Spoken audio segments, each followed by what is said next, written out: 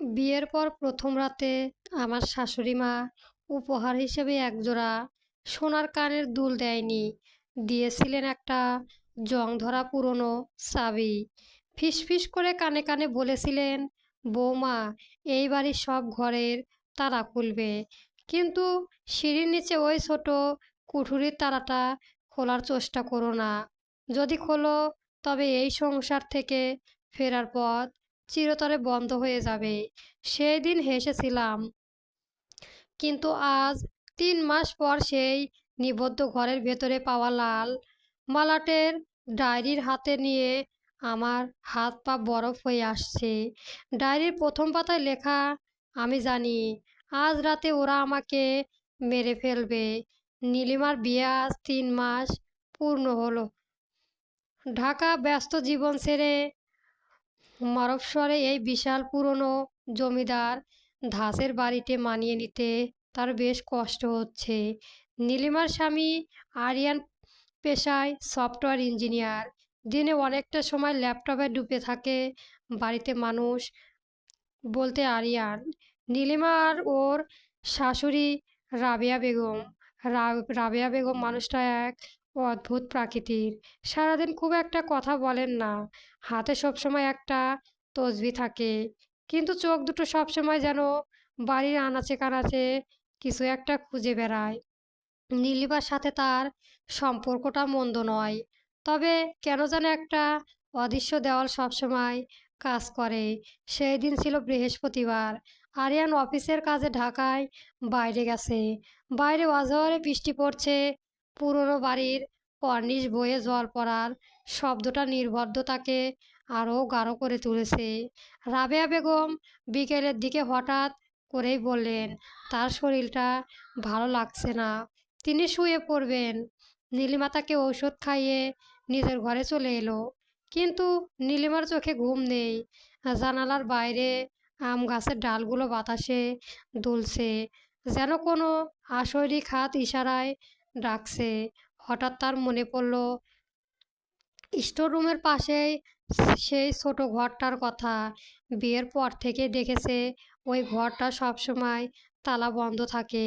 আরিয়াকেও জিজ্ঞেস করলে সে এগিয়ে গিয়ে বলেছিল, ওটা মায়ের পার্সোনাল জিনিস রাখার ঘর।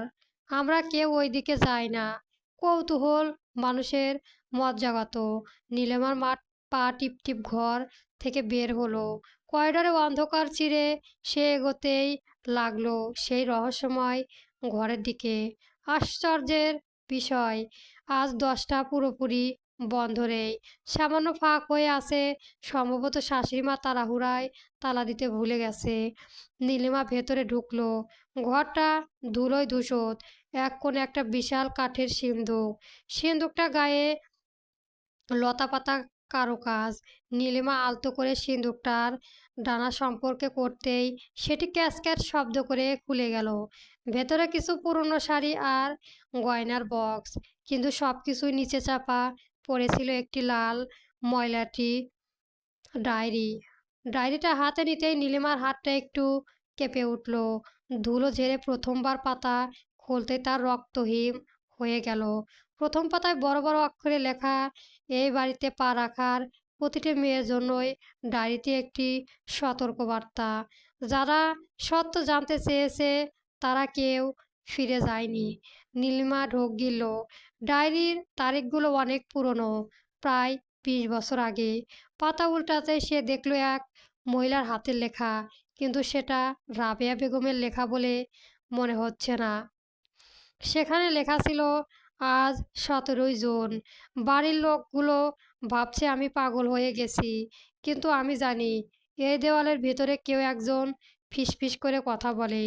রাবেয়া আমাকে প্রতিদিন যে শরবতটা দেয় সেটা খাওয়ার পর আমার খুব ঘুম পায়।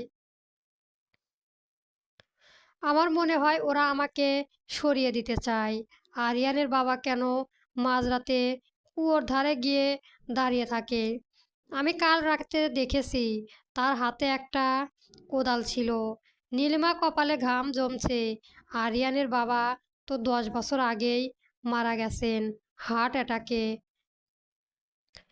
এটাই সে জানতো, কিন্তু ডায়েরির এই কথাগুলো তো অন্য কিছুর ইঙ্গিত দিচ্ছে।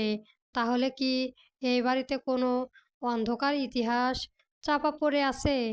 হঠাৎ নীলিমার অনুভব করলো তার পেছনে কেউ একজন দাঁড়িয়ে আছে। একটা ঠান্ডা নিঃশ্বাস তার ঘাড়ে এসে লাগলো। ভয়ে কুঁকড়ে গিয়ে সে পেছনে ফিরল। অন্ধকারে দাঁড়িয়ে আছে রাবেয়া বেগম।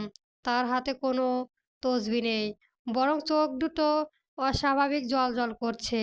রাবেয়া বেগম খুব নিচু স্বরে বললেন, বৌমা, নিষিদ্ধ জিনিসের প্রতি মানুষের লোভ বেশি থাকে, কিন্তু সব সত্য সহ্য করার ক্ষমতা সবার থাকে না।